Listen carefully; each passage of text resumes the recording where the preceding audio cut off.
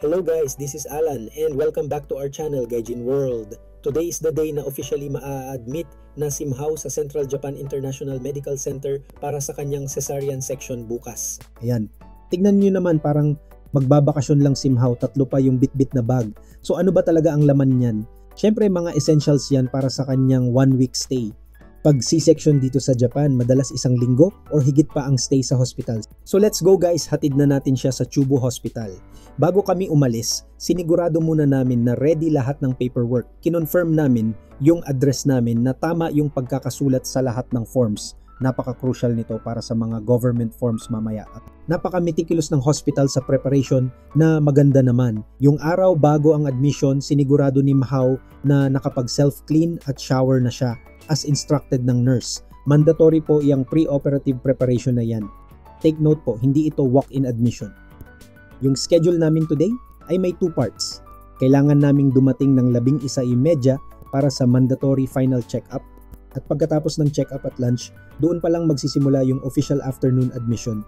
Dala namin yung envelope na may lamang pirmadong forms. Kasama dito yung consent form for surgery, examination, treatment, at iba pa para sa C-section na ni-request namin in English. Pumirma na rin kami sa consent form para sa posibleng blood transfusion. Noong mga pre-op consultation, kinonfirm namin na yung dating C-section scar ni Mhao ay vertical. Sabi ng doktor, importante yon para sa pagplano ng hiwa ngayon para siguradong safe. Yung C-section mismo ay naka-label as medical treatment. Bago kami pumasok, nakapirma na kami dati pa sa agreement para sa Direct Payment System for Lump Sums or Ichijikin no Chokusetsu Shiharai Seido. Ibig sabihin, yung insurance na ang magbabayad ng 500,000 yen diretso sa hospital. Dahil surgery ang C-section, covered din ito ng High Cost Medical Care System or Kogakuryo Yohi Seido. Sinesigurado nito na kahit mataas ang gastos sa surgery, yung babayaran namin out of pocket ay may cap or limit, lalo na't under kami ng health insurance company. Nag-submit din kami ng pirmadong pre-admission COVID health checklist. Kinukumpirma nito na wala kaming flu-like symptoms at walang contact sa COVID-19 patients sa loob ng 10 araw bago ang admission today. Strictly implemented ito for safety. Isa pang critical requirement ay yung temperature chart. Masinop na ni-record ni Mhao yung temperature niya twice daily, umaga at gabi 2 linggo hanggang ngayon. Yung buong process na to ay para maiwasan ang anumang komplikasyon. Yung rashes or buchi-buchi sa hita ni Mhao, dala namin yung cream niya galing sa Himawari Clinic.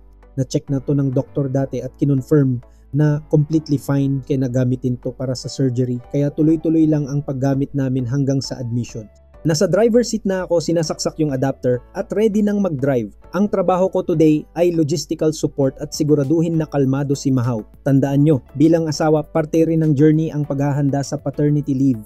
Nakasecure na ako ng approval para sa aking 1-day paid special leave for spouses childbirth. Habang nagsisimula kaming mag-drive, pinaalala ko kay Mhao at sa sarili ko yung mahigpit na guidelines ng hospital. Isang designated parent guardian lang ang pwedeng bumisita dahil sa infection risks. Ang compliance talaga ang susi sa pag-navigate ng buhay dito sa Japan. Si Mhao ay nasa passenger seat, kinakabit ang seatbelt. Hinawakan ko sandali yung buntis niyang tiyan. Isang paalala ng emotional journey namin sa nakalipas na 9 na buwan. Ito na yung huling drive namin na nasa loob pa si baby number 2. Nakarating na kami sa Central Japan International Medical Center. Napaka-organisado at modern ng facility. Kinuha namin yung admission forms at yung Boshiteko, yung Maternal and Child Health Handbook, na siyang pinaka-importanting dokumento na kailangan naming dalhin kahit saan. Nagsimula agad ang check-in process. Pumunta kami sa designated area para sa initial vital sign check. Una sa lahat, ginamit ni Mhao yung automated blood pressure machine para i-record yung vitals niya.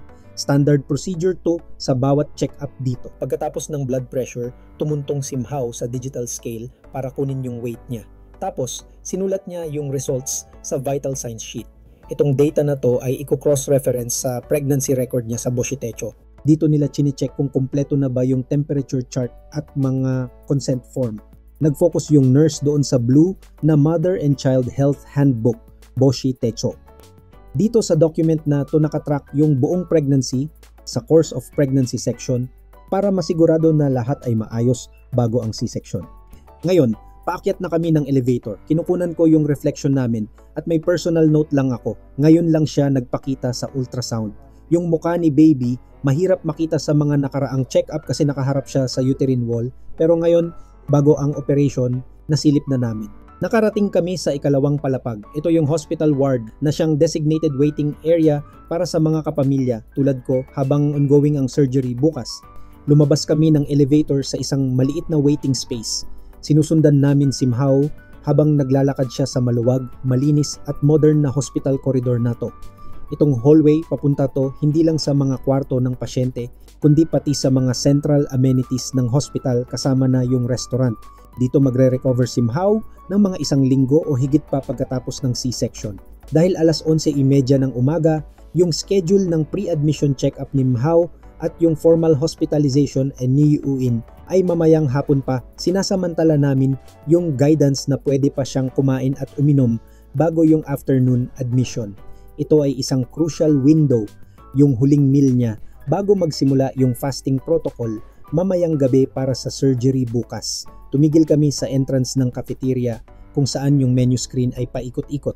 May tandoori pork, hoke ponzu, tonkotsu ramen, kakiage udon at beef curry. Ngayon, para sa classic Japanese experience pag-order gamit ang automated machine, itong streamlined process na to ay ginawa para sa maximum efficiency para mabawasan yung oras ng pagpila para sa mga pasyente at bisita. Kinonfirm ni Mhao yung pinili niya at ako na yung nag-operate ng ticket machine. Minamaniobra ko yung ticket machine na naglalabas ng physical meal tickets kapag nakabili ka na. Ito ay essential para ma-aproseso ng kitchen staff yung order ng tama. Parte ito lahat ng efficient cashless o minsan cash-only na ticketed system na karaniwan sa buong Japan. Oras na para ilagay yung bayad at i-finalize yung mga pinili namin. Kinonfirm namin si Mhao pinili yung paborito niya, yung udon. At para sa akin pinili ko yung curry. Yung beef curry ay palaging isa sa mga top choices ko dito sa Japan pag comfort food ang hanap. Umikot na yung machine at nilabas yung mga ticket at yung sukli. Agad naming in-inspect yung mga paper ticket. Itong papel na to lang yung kailangan naming ipakita sa food counter. Naririnig namin yung mga background sounds ng ticket machine at kusina. Itong maikling break na to ay isang sandali para makapag-isip-isip ako bago si Mhao ay opisyal na ma-admit at madala sa kwarto niya kung saan may mahigpit na visitation rules. Habang hinihintay naming maihanda yung pagkain, sumilip muna ako sandali sa bintana. Ang kalmado ng atmosphere nagbibigay ng kinakailangang pahinga mula sa seryosong medical at administrative check-ups kaninang umaga. Okay guys, andito kami ngayon sa loob ng restaurant. Sa wakas, nakaupo na kami sa isang table. Ito na yung huling interaction bago siya pumasok sa full hospital mode. Ito yung in-order ko, kakiage udon. Yung hearty Japanese beef curry. Pagkatapos nito, sisimulan na ni Mhao yung final pre-op period niya at ako naman, i-activate ko na yung aking childbirth leave duties sa bahay.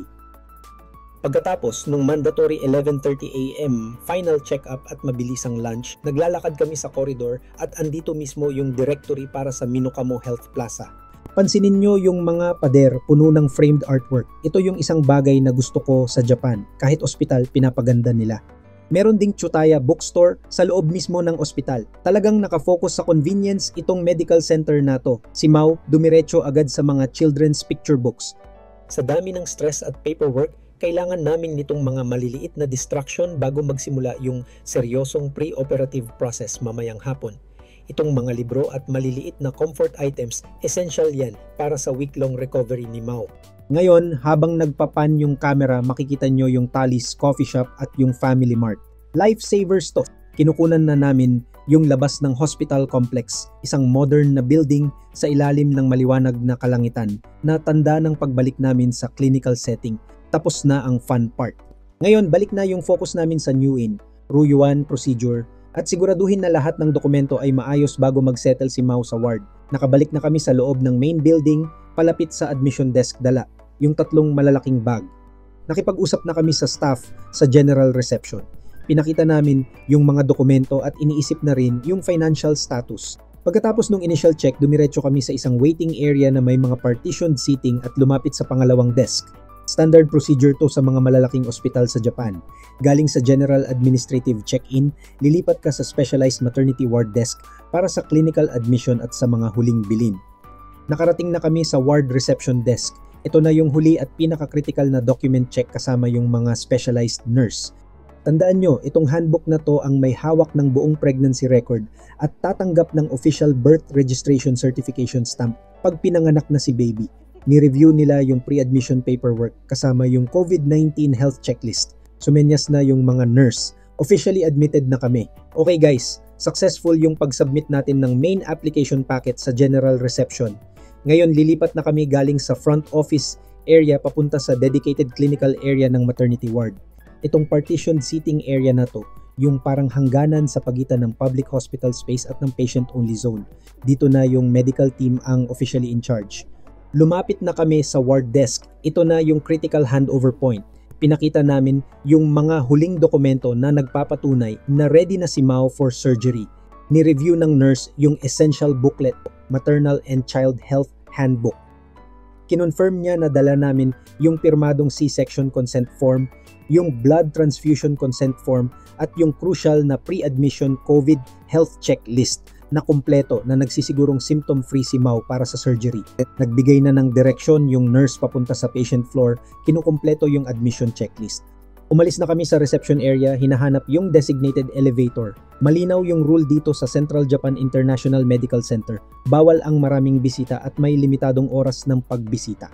Itong paglalakad namin sa main lobby ay para hanapin yung specific elevator na papunta lang sa mga patient wards, malayo sa mga tindahan at cafe sa baba.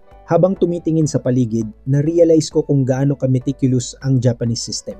Itong mga malalaking medical center, pwedeng maging labyrinth kahit sa mga regular na bisita. Sinusunod namin yung mga arrow at signs. Sa wakas, nakita na namin yung sign para sa designated patient elevators. Itinuro kami ng isang staff member. Papalapit na kami sa elevator na magdadala sa amin sa dedicated patient floor. Naghihintay kami ng matiyaga para sa elevator. Pansinin nyo yung presence ng hospital guide. Yung role nila ay crucial sa pag-control ng daloy ng tao at siguraduhin na yung mga hindi pasyente tulad ng anak kong si Stephen ay hindi makakapasok sa patient areas lalo na dahil sa no children visitation rule. Kinonfirm ng guide yung destination, yung patient ward na ready na para sa mga huling pre-op instructions ni Mao, kasama na yung fasting na mag-uumpisa rin maya-maya pagka settle in. Itong room assignment yung huling administrative hurdle bago yung mismong surgery preparations mamayang gabi at bukas ng umaga.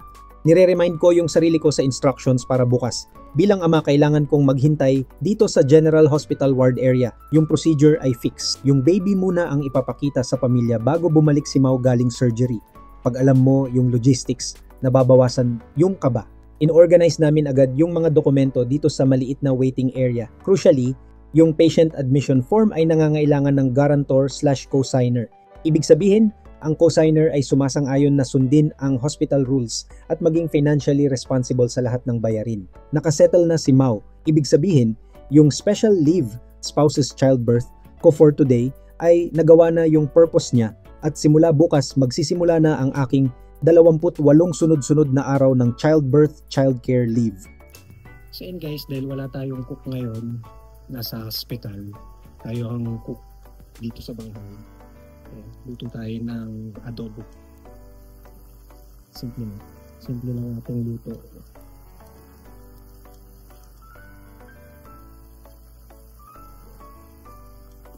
Wala rin talaga kasi akong time magluto.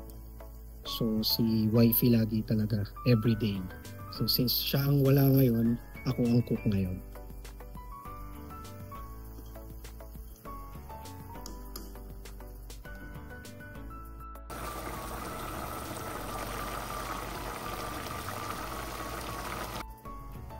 So, syempre, hindi naman pwedeng magluto ng hindi tinitikman ng ating luto, kaya tikman natin.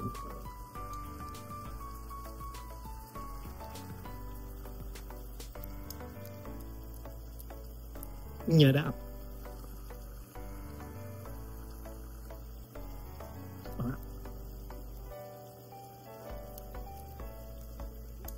Pwede na.